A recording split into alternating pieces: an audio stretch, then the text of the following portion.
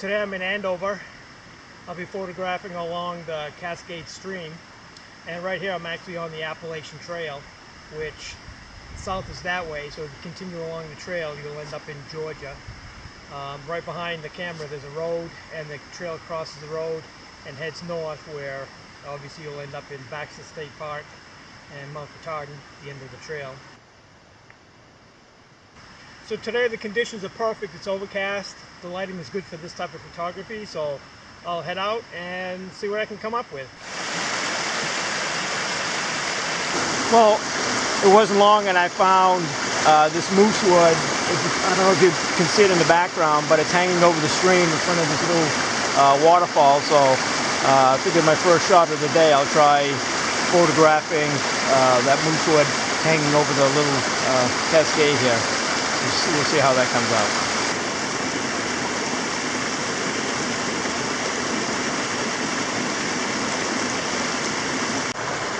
You can make out my camera in the background. That's where I was just photographing from. These are the moosewood blossoms that were in the background of my photograph. So hopefully it'll come out.